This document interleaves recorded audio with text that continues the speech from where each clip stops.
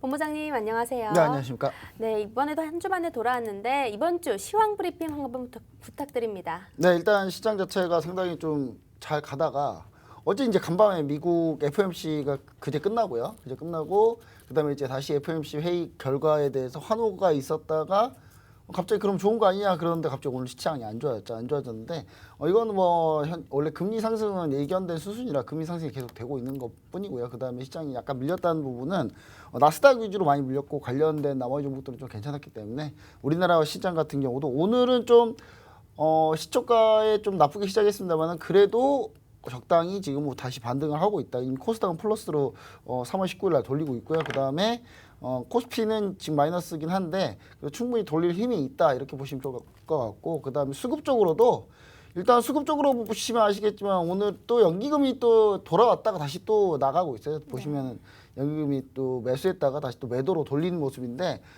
제가 봤을 때는 이 외국인이 확실하게 좀 돌아오는 모습을 좀 보여주고 거기에 기관이 이제 하도 많이 팔았기 때문에 오늘 연기금 또 여러 가지 욕먹더라고요. 또 연기금이 운용회의 자산 운용회의를 열기로 했다가 또 그것도 이제 그거를 또 그게 사실이 아니다 이렇게 좀 얘기를 수습했는데 제가 봤을 때는 연기금이 아마 욕 많이 먹을 것 같아요. 여기서 만약 지수도 올라가면 연기금 분들은 어떻게 책임지실 건지 참 궁금합니다. 그래서 저는 이제 연기금 이렇게 팔아제꼈는데 여기서 지수가 더 올라가 버리면 아마 이분들은 다 벗어야 되지 않을까 싶어요. 저는 전문성이 없잖아요, 확실히. 네. 그래서 제가 봤을 때 아마 그렇게 되지 않을까 약간 싶기도 합니다. 그래서 지수를 개인 투자자분들이 무려 오늘 1조 2천억을 사고 있습니다. 그래서 이게 SK 바이오사이언스 상장 끝났고 창업도 끝났고 SK 바이오사이언스로 다 집중하다가 오늘 상한가 풀렸잖아요. 상한가 못 갔잖아요. 그래서 결국은 SK 바이오사이언스를 자금들이 이제 SK 바이오사이언스를 포기한 거죠. 포기하고 시장에 들어오고 있다 이렇게 보시면 좋을 것 같습니다. 그래서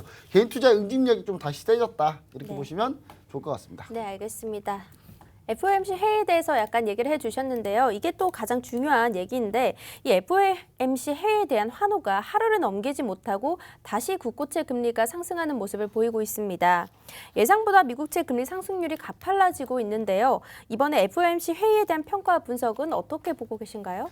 네, 역시 이제 시장에서 이런 거 하는 전문가는 저밖에 없는 것 같아요. 팍스 경제 TV에서 이런 걸 좀 잘 듣고 싶다 하시는 분은 반드시 노란통 메신저 오픈 채팅방 검색하셔가지고 한밤 주잘배 검색하시면 요즘 사칭방들 많이 다 없애버렸어요. 제가 들어가서 막 이것저것 가서 왜 이런 거 하냐 그러면서 따졌더니 사칭방들이 많이 없어졌더라고요. 그래서 이제 한밤 주잘배 이렇게 노란통 메신저 오픈 채팅방에 검색하셔서 들어오시면 오늘 내용 자료 같이 드립니다. 자, 먼저 화면 한번 보도록 하겠습니다.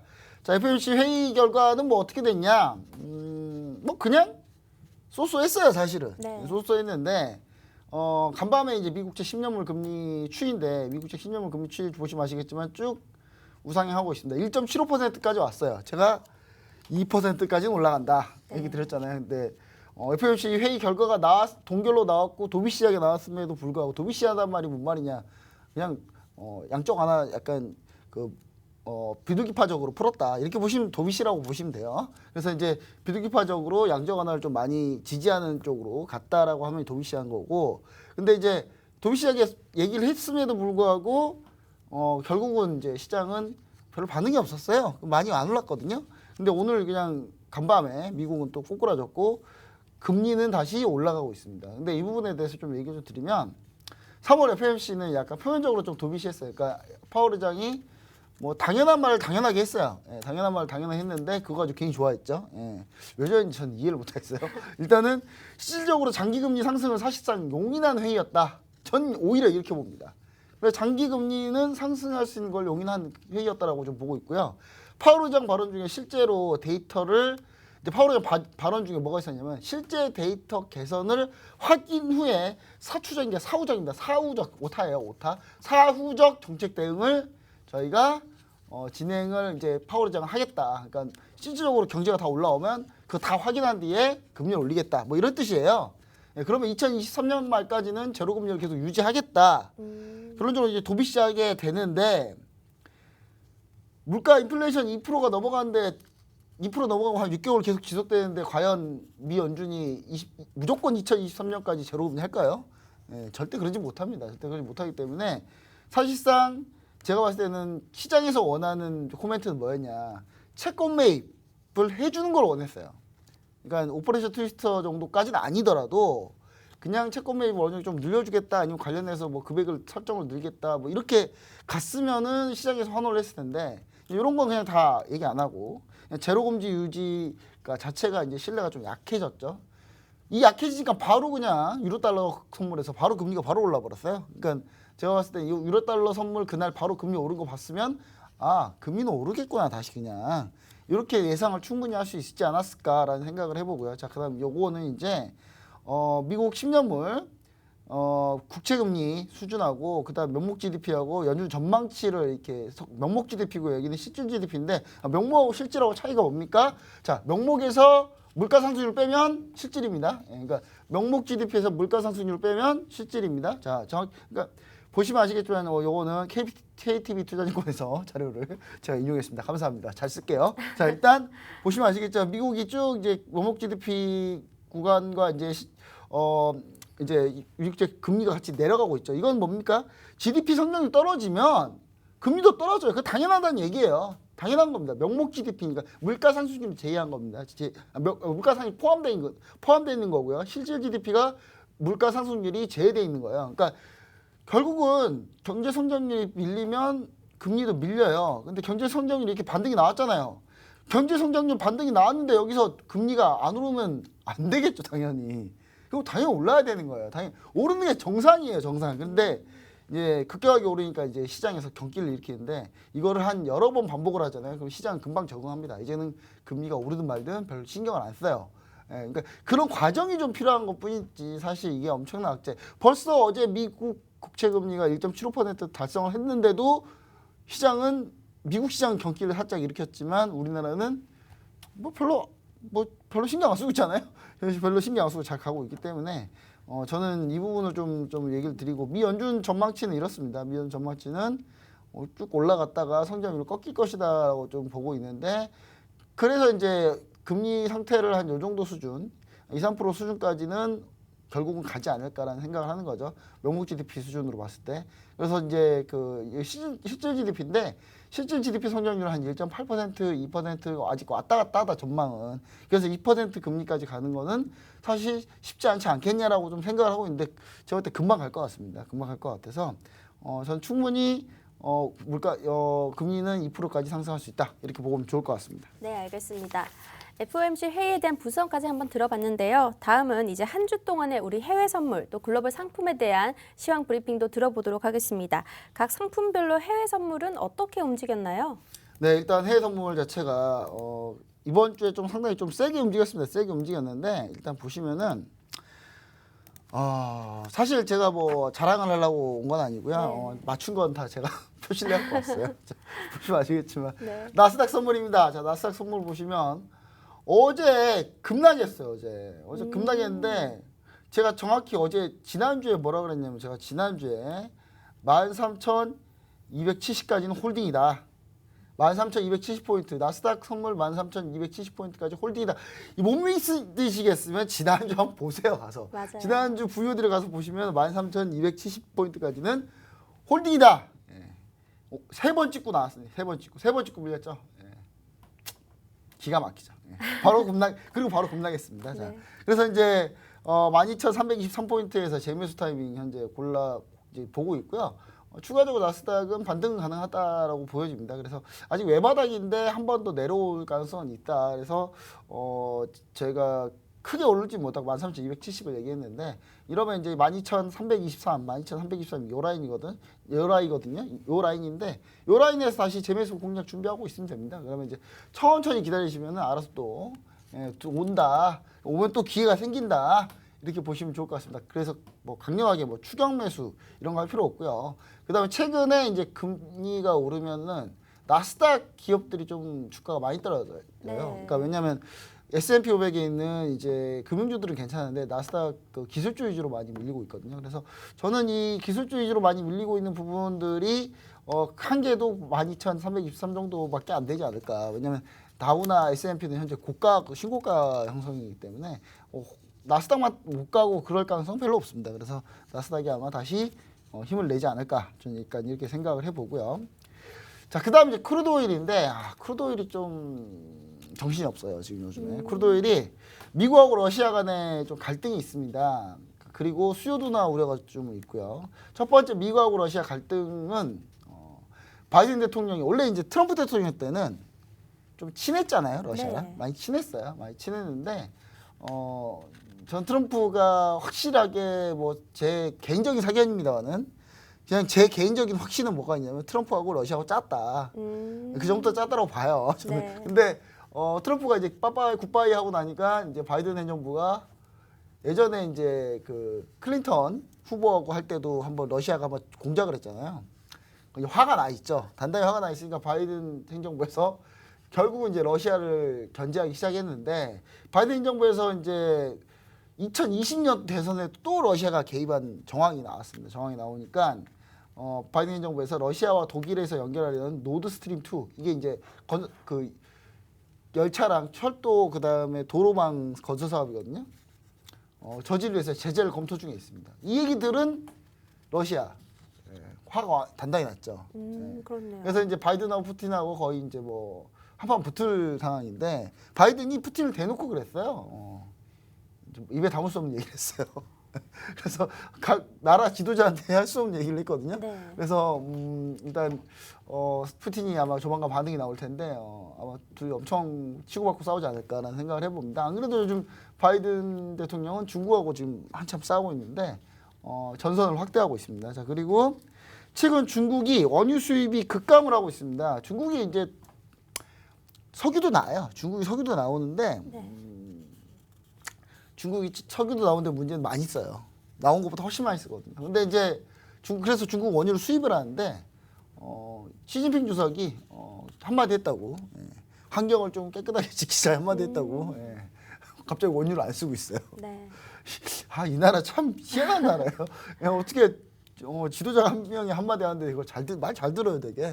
일단 원유 수입이 급감하고 있습니다. 그래가지고 이 부분이 이제 이게 오히려 수요가 좀 준 거 아니냐. 그러면서 이제 크루드 오일이 이렇게 급락을 했습니다. 요즘에 크루드 오일이 나스닥하고 비슷해요. 가는 게. 자, 크루드 오일 보시면 아시겠지만 제가 얘기 드렸던 얘기는 뭐였냐. 사실 60달러에서 차익 실현 한번 하자라고 했어요. 65달러 부분에서. 차익 실현 결국 차익 실현 포인트가 한번 나왔고요. 그 다음에 여기서 이제 급락을 했죠. 급락을 하면서 다이빙을 했는데 제가 이 라인을 제가 미리 그어놓은 거지. 이거 여기에 맞춰서 그어놓은 거 절대 아닙니다. 지난주 방송을 보시면요. 똑같이 이 라인이 그대로 그려져 있어요. 예. 단 하나도 만지진 적이 없습니다. 자, 근데 이날 여기서 크루드를 매도했으면 예를 들어 63달러, 4달러에 3달러에서 매도했다고 치자고요. 그러면 58까지 500틱이 넘네요. 500틱 10달러, 5,000달러, 한 계약일 때 5,000달러, 두 계약일 때 만 달러. 만 달러. 예를 들어서 두 계약했다 치면 1,000만 원이에요. 저때 선물이 단 하루에 못한 1,000만 원 게- 나왔어요? 1,000만 원 네, 지금. 너무 아쉬운데요. 단 하루에 1,000만 원 나왔습니다. 단 하루에 1,000만 원 수익을 지난주에 이제 다음 주에 저희 방송에서 네. 각종 수익 인증샷을 보여드릴게요. 네.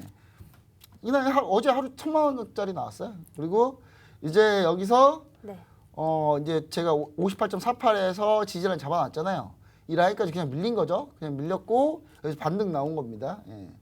기가 막히지 않습니까? 이거 손 안 만졌어요, 제가. 손 안 만지.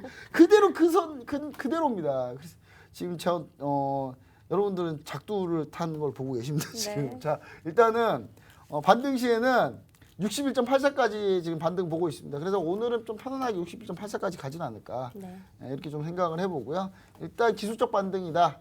단기간에 유가가 많이 올라왔기 때문에 지지라인이 일단 58.48 여기를 깨야 돼요. 확실히 깨버려야 다음에 한 53달러까지도 볼 수 있는데 아직 여기를 안 깨면은 그냥 60달러 다시 회복하는 흐름입니다.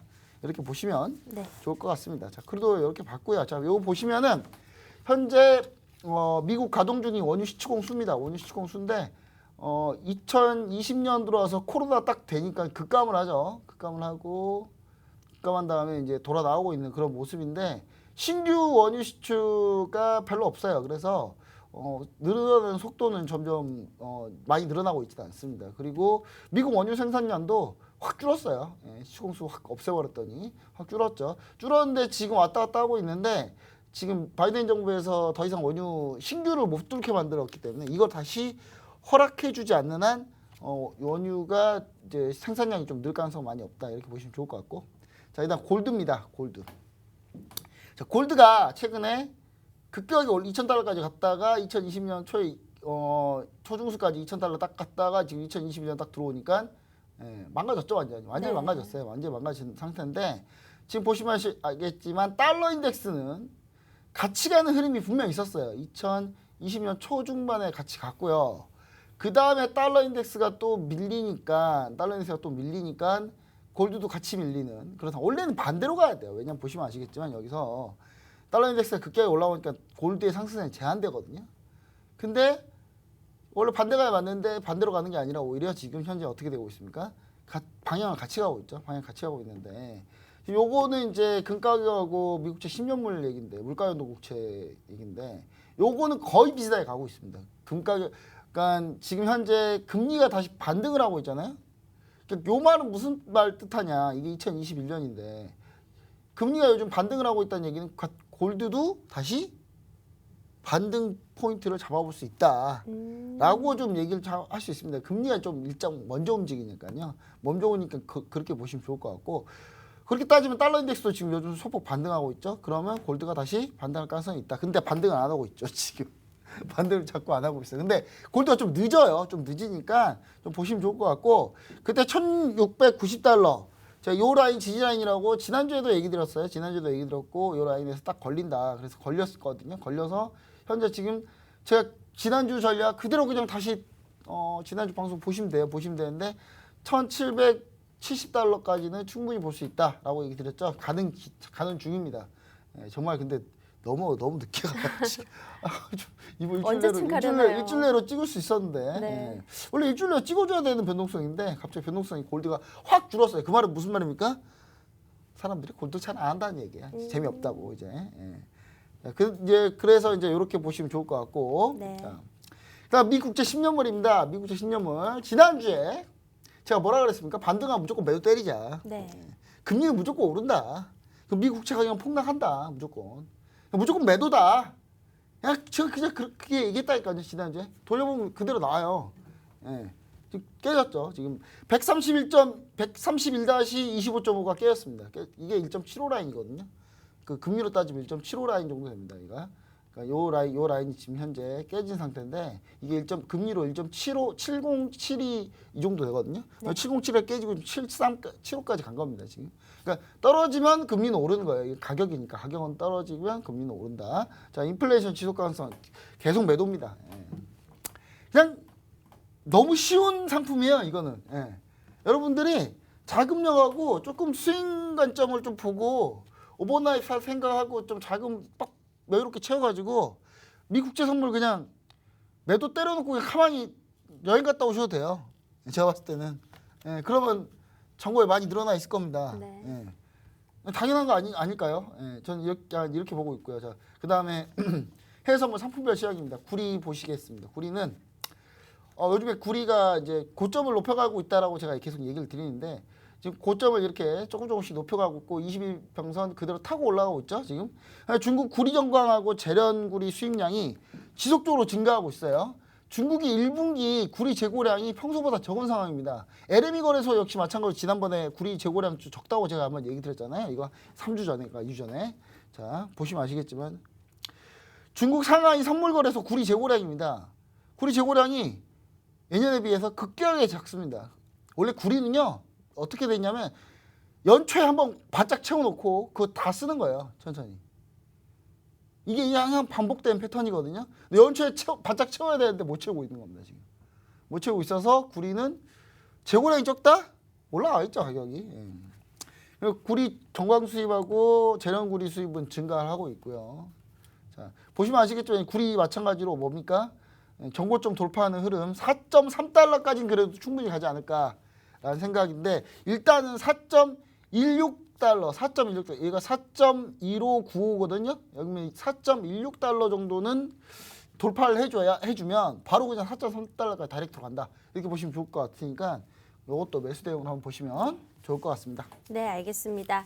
지금까지 각 상품별로 해외 선물 시향 브리핑을 한번 들어봤는데요. 이 자료들은 우리가 방송에서 내보내드리고 있지만 노란톡에 입장하셔도 저희가 이 자료들 무료로 배포해드리고 있습니다. 지난주에 제가 네. 그랬거든요. 지난주에 제가 들어오시면은 네. 예, 들어오시면 제가 관련주들 한번 쿠팡 상장 관련주들 해가지고 맞아요. 네. 예, 마켓컬리 상장 관련주 다 올려드린다고 그랬잖아요. 네. 예, 다 올려드렸고 네. 예, 우양형 다 급등했습니다. 예, 그래서 시청자 여러분들 반드시 네. 같이 함께 참여하시면 좋을 것 같습니다. 네, 저희 노란톡 메신저 입장하시면 내 계좌에도 빨간불 한번 켜볼 수 있습니다. 지금 화면에 보이시는 QR코드를 휴대폰으로 간단하게 찍고 들어오시면 입장이 가능하십니다. 자, 그리고 다음 주부터 우리가 이제 실전 투자대회 2기를 진행을 하는데요. 이 해외 선물 투자대회 내용과 일정 및 혜택에 대해서 조금 더 상세하게 알아볼 필요가 있을 것 같습니다. 해외 선물 실전 투자대회 100만 원의 행복 일정과 함께 참가자 혜택도 설명 부탁드릴게요. 네, 일단 저희가 다시 한번 자세히 한번 설명을 해드릴게요. 자, 이제 본격적으로 이제 전체 일정 완전 확정이 됐으니까 이 확정된 일정을 한번 보도록 하겠습니다. 자, 제 2회 해외 선물 투자대 100만 원 행복 그대로 갑니다. 100만 원씩. 100만 원만 가지고 100만 원을 볼 수 있다. 뭐 이런 거거든요. 자, 시청자 여러분들이 뭐 그런 말도 안 되는 소리를 하고 이제 100만 원에 진짜 100만 원 볼 수 있냐? 네. 지난주에 보여드렸잖아요. 지난주에 1등 하신 분, 100만 원 가지고 300만 원 버셨어요. 380만 원 정도 버셨죠? 네. 많이 버셨습니다. 한 4배 본 거죠. 가능합니다. 자, 그럼 대회 참가 인원은 제한이 없고요. 참가 접수는 4월 2일까지 저희가 받을 예정입니다. 대회 기간은 4월 30일까지고요. 입장 상품은 1등에게는 100만 원 상당의 상금을 운용할 수 있는 계좌를 저희가 드릴 거고 2등은 70만 원 상당, 3등은 50만 원 상당 이렇게 좀 저희가 진행을 해드릴 겁니다. 그리고 참가자 전원에게는 해외 선물 ETF, ETN 교육을 무료로 진행해드리고요. 인터넷 온라인 모든 걸 다 동원해서 다 무료로 제공해 드립니다. 그리고 참가자 전원 해외 선물 실시간 리딩 방송 무료로 제공해 드리는데 네. 다음 주 되면 우리게 이 한밤 주잘백에 한 분이 더 나오실 거예요. 칼리님이 한 번 나오실 건데 네. 이 칼리님이 해외 선물 전담으로 교육을 할 겁니다. 그래서 실시간 리딩 방송과 교육하는 거 분명히 다 저희가 보여드릴 텐데 이제 칼리님한테 물어봤어요. 칼리님 이제 도대체 누구냐 다음 주에 보시면 돼요. 보시면 되는데 저보다 잘생겼습니다. 근데 문제는 뭐냐면 네. 이분이 이제 교육 자료를 엄청나게 많이 준비했더라고요. 거의 무슨 움직이는 해외 선물 파생 상품, 국내 선물 백화점이더라고요. 백화점 교재고 완전 교과서더라고요. 그래서 간단하게 이제 그분이 간단하게 이렇게 또 교육자료 있는 거 캡처만 해왔는데 네. 이런 걸 이제 교육자료로 전부 다 이게 한 몇 강 정도 있어요. 엄청 많아요. 그래서 이거를 전부 다 드릴 예정입니다. 우리 시청자 여러분들 참고해 주시면 좋을 것 같고요. 자, 그래서 이 교육자료 난 받고 싶다 하시는 분은 노란통 메신저 오픈 채팅방 검색하셔가지고 한밤주잘백 이렇게 검색을 하시면은 저희가 아마 지금 들어오실 때쯤 아마 자료가 나가고 있을 거예요. 아마 우리 시청자 여러분들. 자, 그리고 이제 방송 요약을 간단하게 다시 드리자면 저희는 토요일 방송, 일요일 방송 있는데 토요일 방송은 해산물 이슈 점검하고 매매 복귀하고 참가자 수익률 공지하고요. 일요일 방송은 주식 이슈를 좀 추가하고 그 다음에 주요 일정, 증시 일정도 많이 다룰 거고요. 참가자 특전이 있습니다. 저희 선착순 10명한테는 레버리지 제공해드린다. 최대 10명까지 최대 10배 레버리지를 제공해드립니다. 그러니까 10배 되는 자금으로 할 수 있는 거예요. 자, 이거는 이제 저희가 VI 금융 투자와 함께 하고 있고요. 그리고 VI 금융 투자 계좌 개설을 반드시 하셔야 됩니다. 자, 그다음 레버리지 경우는 수수료가 약간 다르다는 거 얘기 드리고 나머지는 수수료가 아주 저렴합니다. 이렇게 보시면 좋을 것 같습니다. 네, 알겠습니다. 자, 참가자 혜택에 대해서도 한번 들어봤는데요. 다음 이야기로 넘어가기 전에 저희는 여기서 잠시 쉬었다가 돌아오도록 하겠습니다. 재테크 정보가 모두 모여있는 곳. 컨텐츠 제작 기업 유엔박테크를 소개합니다. 퀄리티 있는 인트로 모션 그래픽 제작으로 국내 주식 전문가들의 수준 높은 영상미와 아이덴티티를 제공해드립니다. 핵심적인 내용을 보다 간결하게. 주식 차트의 핵심적인 내용을 키워드와 이슈로 그래픽, 편집, 더빙 등을 통하여 초보부터 일반인까지 보다 알기 쉽게. 전문가의 컨텐츠를 보다 더 정확하게.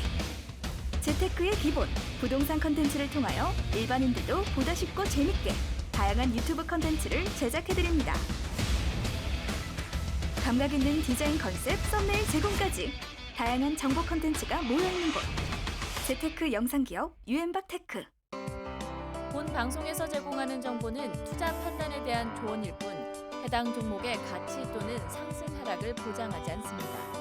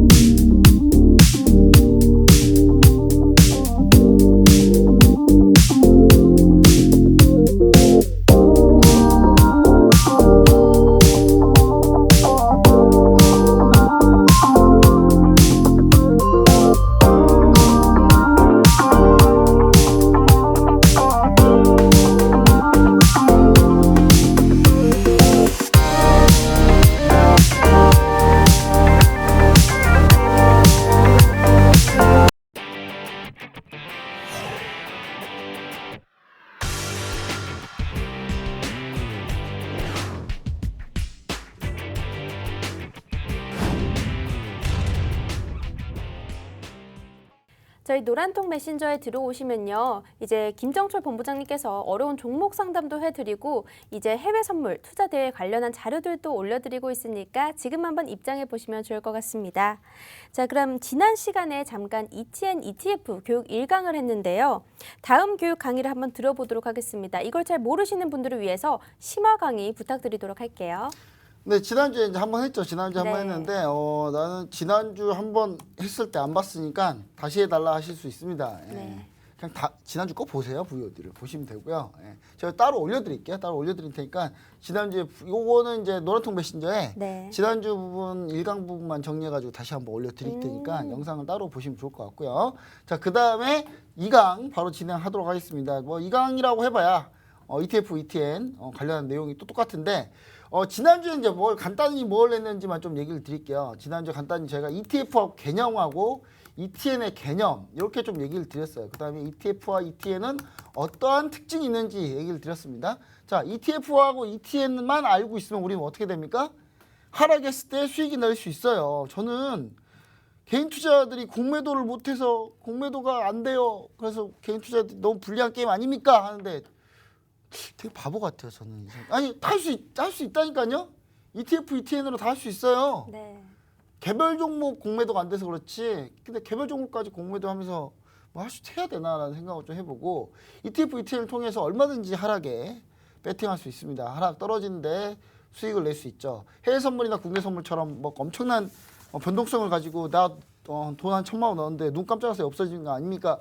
ETF, ETN은 그렇지 않습니다. 그래서 그 부분을 지난주에 이제 얘기를 좀 자세히 드렸는데 자 그럼 이제 거기에 이어서 ETF, ETN 한번 보도록 하겠습니다. 자, 지난주 ETF 같은 경우는 상장지수 펀드다. 그다음 자산운용사가 만들어서 진행한다. 기존 펀드 상품보다는 수수료가 훨씬 싸다. 이렇게 얘기들 코덱스는 삼성자산운용, 타이거는 미래에셋 자산운용에서 각각 상품을 만든 거다. 이렇게 제 얘기를 드렸습니다. 기초지수 추정에서 ETF 설정한 게 많다. 주로 코스피 200, 코스닥 150, 코스닥 150 선물, 코스닥 150 선물 인버스 뭐 이런 게 있죠. 코스닥 150, 코스닥 지수하고 똑같이 거의 비슷하게 가는데 상위권 150 종목 중에 근데 선물이다, 선물 인버스다. 그건 뭡니까? 코스닥 지수가 밀리면 오히려 수익이 나는 그런 상품이겠죠. 그런 상품도 지난번에 예시까지 한번 다 얘기 드렸고 코덱스 200 ETF의 구성 종목들은 이렇게 옛날 겁니다. 이거 옛날 건데 순위는 거의 안 바뀌었어요. 근데 이런 자산들이 구성되어 있다는 거 펀드 확인해서 들어가 보시면 다 알 수 있고요. 미국도 이건 뱅가드 건데 뱅가드 S&P 500 ETF인데요. 미국도 똑같이 돼 있어요. 다 대부분 다 똑같이 돼 있습니다. 주로 지수로 만든 게 많이 있다. ETF는. 자, 그다음 ETN은 뭐였냐? 지난주 리뷰해 보면 이거는 노트가 뭡니까? 공채가 아니고 이거 뭡니까? 채권. 네, 채권입니다. 장기채 노트라고 해요. 자, 그다음에 기초지수 수익률 연동해서 수익을 지급할 약속하는 걸로 ELS에 비해서 구조가 단순하고 만기 이전 반대 변경 가능하다. 아, 이거 뭔 소리냐 하는데 수익 지급을 약속하는 ELS하고 비슷한 상품입니다. 그러니까 신용으로 만든 상품이에요. 신용으로 만든 상품이기 때문에 이거는 증권사에서 뭐 하려고 만들었겠습니까? 증권사에서 돈 벌려고 만들었겠죠. 네. 예. 수수료 좀 많이 챙겨보려고. 예, 이 증권사에서 공격적으로 만든 상품들입니다. 그래서 상당히 이 ETN 자체는 만기도 있기 때문에 만기 전 반대매도 있기 때문에 이건 좀 조심하셔야 된다. 네. ETN 같은 경우는 약간 좀 더 위험한 상품이다. 이렇게 보시는 게 제일 좋고 기본적으로 ETF랑 같다. 이렇게 보시면 좋을 것 같습니다. 네. 자, 그러면 이제 저희가 ETF, ETN 이 부분 이제 하다가 말았는데 ETF, ETN 반드시 알아야 될 점 한번 얘기 드릴게요. 자, ETF는 순자산 가치가 있습니다. 기초자산 추적해서 가격이 설정되는데 즉 기초자산이 원래 가격이다. 이거 지난주에 여기까지 얘기는 드렸었는데 순자산 가치가 NAV가 분명히 있다. 이거는 예를 들어 코스피 200 ETF다. 그러면 코스피 200을 기초자산으로 하겠죠. 여기 기초자산에 원래 설정된 가격이 있습니까 없습니까? 있습니다. 반드시 있어요. 예, 그 다음에 LP 유동성 공급자 반드시 존재한다. 맞춰야 되니까요. 예를 들면 이렇습니다. 유동성 공급자가 뭔 말인지 잘 모르겠다 하시는 분은 그냥 간단해요. 그냥 예를 들어서 코덱스 한번 레버리지 한번 볼게요. 코덱스 레버리지. 자, 코덱스 레버리지로 볼게요. 레버리지. 자, 이 코덱스 레버리지 뭡니까? 2배씩 올라야 되겠죠. 2배씩 올라야 정상이잖아요.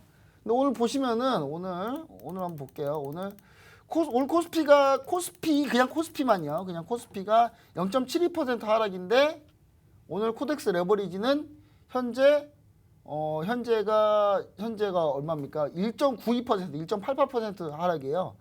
곱하기 2보다 더 많이 하락했죠. 그렇죠? 네. 예.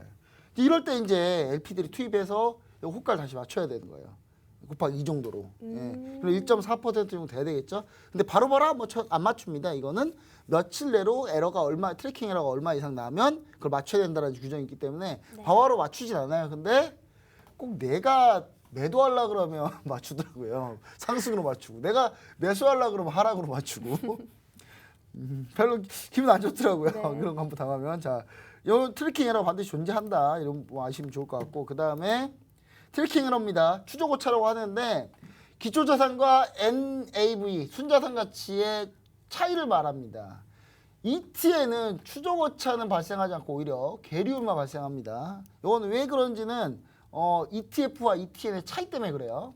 그리고 레버리지와 인버스 상품 반드시 선물 또는 파생 상품을 수반해서 거래를 합니다. 원유, 금 역시 마찬가지고. 그러면 레버리지와 인버스 상품은 어떻게 됩니까? 반드시 롤오버 비용이 들어가요. 선물은 만기가 있기 때문에.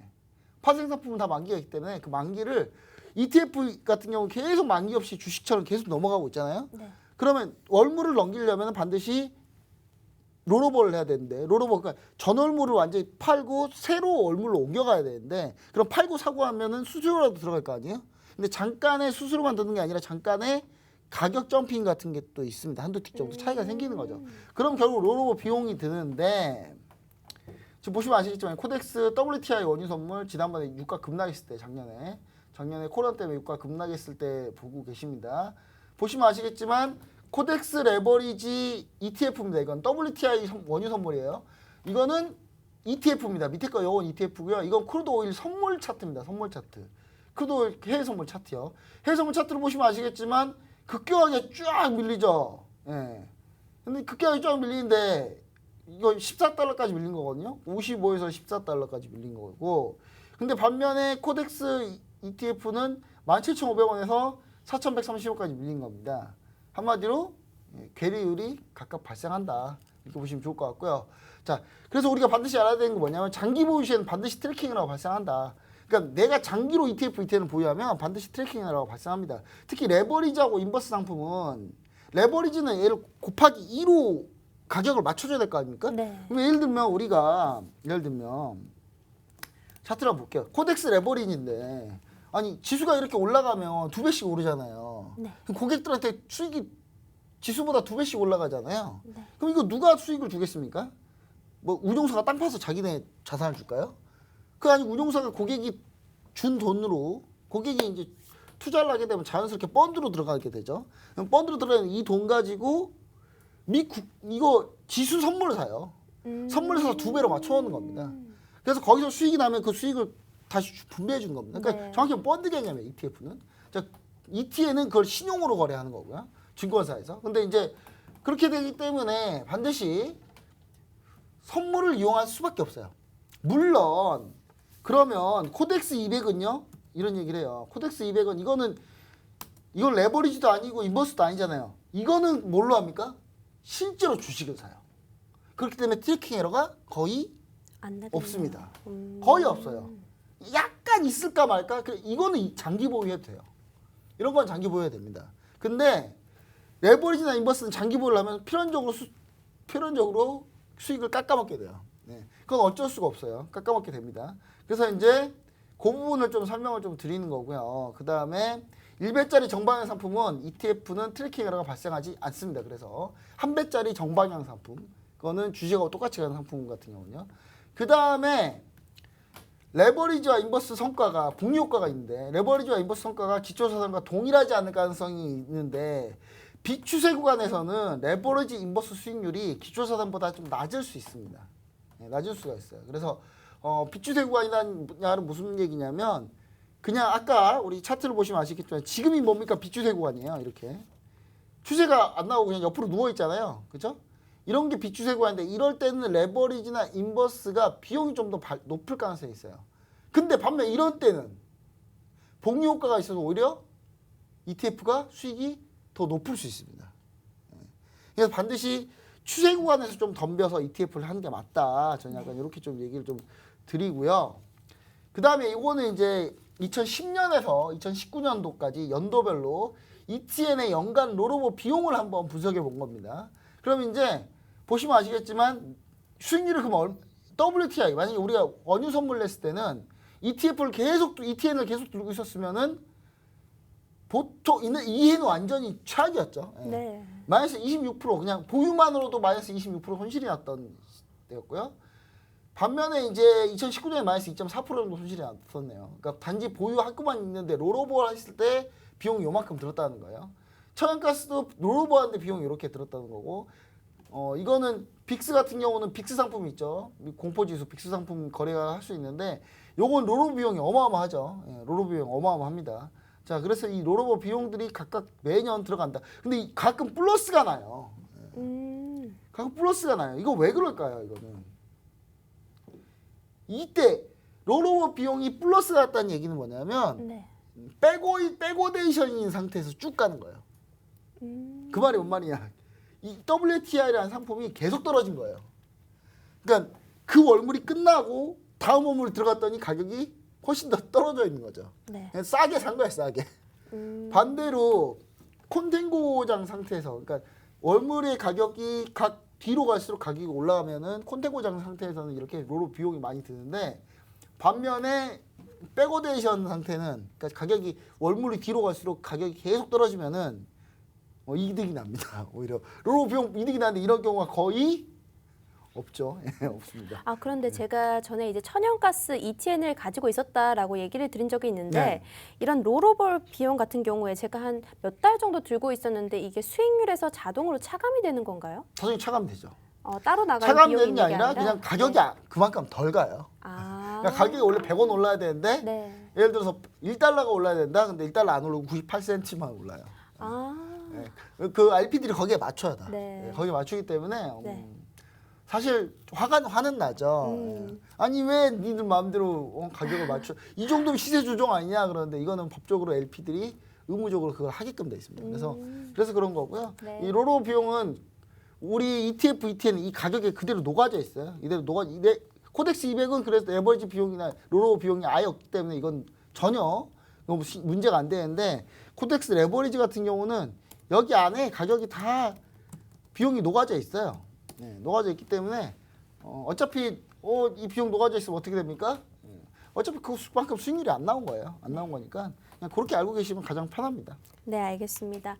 그런데 이제 방송 시간이 얼마 남지도 않았는데 ETN, ETF에 관해서 혹시 추천해줄 만한 상품이 있다면 어떤 게 있을까요? 어마어마하죠. 네. 어마어마합니다. 그래서 어마어마하는데 네. 제가 이제 우리가 해외를 좀 좋아하니까 네. 저는 해외 쪽으로 많이 얘기를 좀 드리고 싶어요. 근데 이거는 오늘 이제 국내 관련해서는 제가 국내 ETF, ETN 모든 상품을 네. 싹 다 정리해가지고 오. 노란통 메신저에 올려드리겠습니다. 그래서 우리 시청자 여러분 무조건 들어오시 보셔야 되고, 네.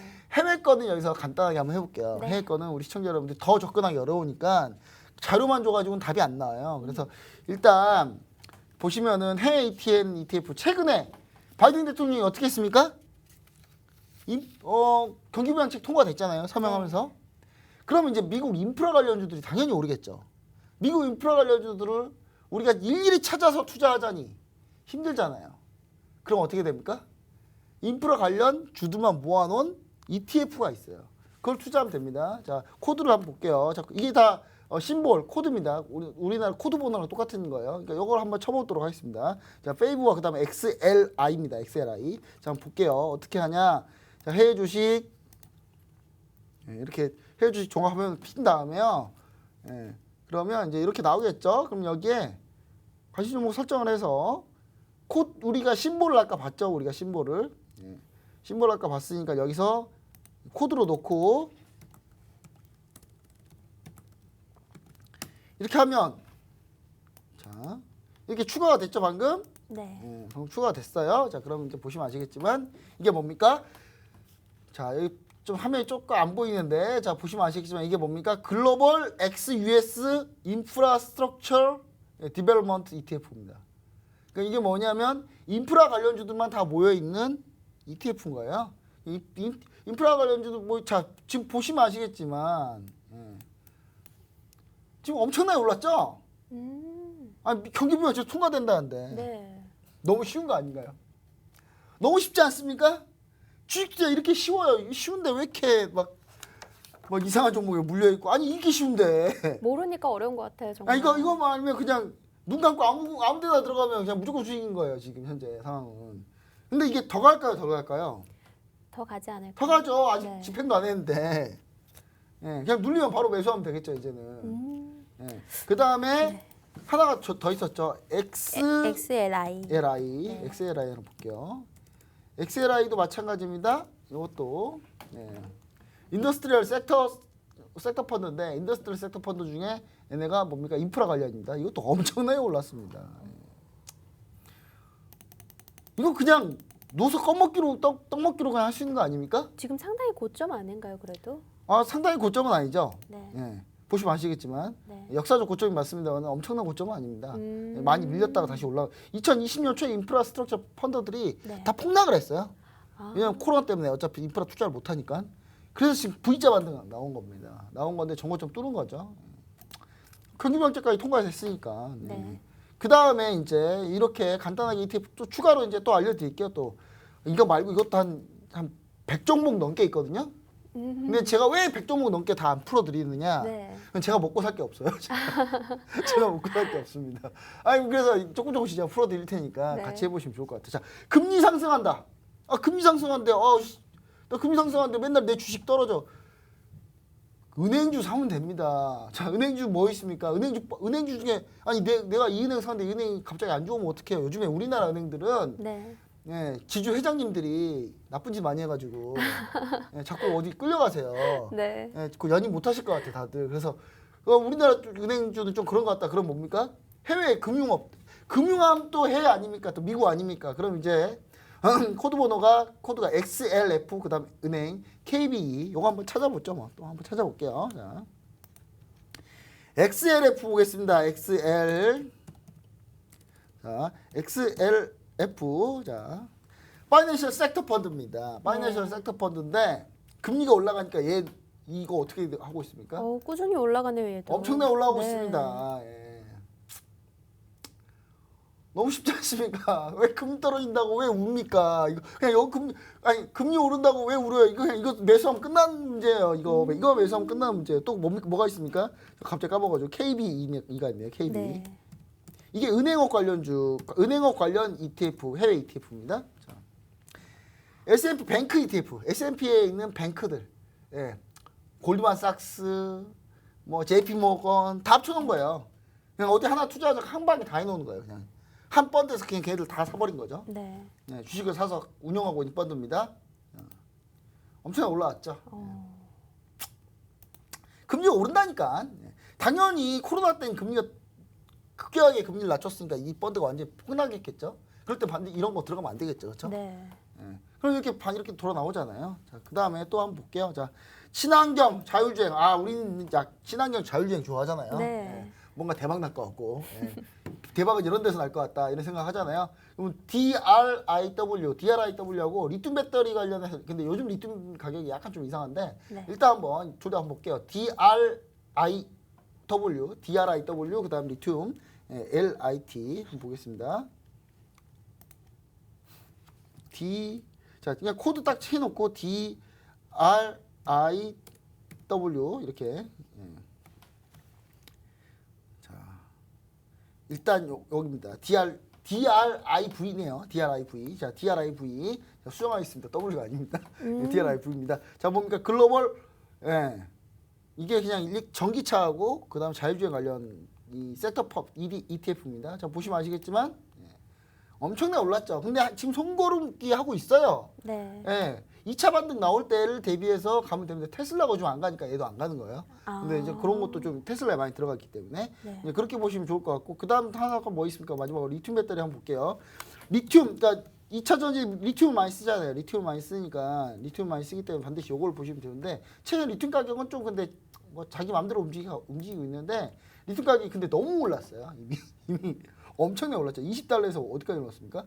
$60 제가 봤을 때 최고 $60, $70까지 찍었네요. 한 3-4배 올랐네요, 이미. 3-4배 올란 상태에서 현재 기술적 조정이기 때문에 나중에 리튬 가격이 오르면 이것도 같이 올라간다. 이렇게 네. 보시면 좋을 것 같습니다. 네, 알겠습니다. ETN, ETF별로 추천 상품도 한번 봤는데요. 우리 다음 화에서는 어떤 이야기들을 준비해 주실 거죠? 네, 그럼 ETF, ETN에 관련한 이제 내용은 다음 주에 한번 크게 또 나머지 원유 ETF 3배짜리 막 네. 3배씩 움직이는 것들 화끈한 거 있잖아요. 오. 네. 그런 것들은 다음 주에 제가 얘기 드리고 네. 내일 이 시간에는 저희가 어떤 걸 얘기 드리냐면 코로나 모니터링 관련해서 컨택트 관련해서 또 점검하고요. 네. 그다음에 폭스바겐 가격 배터리를 이뤄나 있는데 얘네 속셈은 무엇인지 관련주 수혜주는 뭐가 있는지 공개해 드립니다. 네. 그리고 쿠팡 상장으로 얻을 수 있는 투자 아이디어 그다음 쿠팡 설립자 네. 그럼 과연 한국인인가 미국인인가 그거 한번 얘기 한번 드리도록 하겠습니다. 네, 다음 화에도 궁금한 이야기들이 참 많은데요. 오늘 한밤투자백 준비한 내용은 여기까지입니다. 저희는 다음 화에도 주린이 분들께 유익한 내용으로 찾아뵐게요. 시청해주신 여러분 고맙습니다.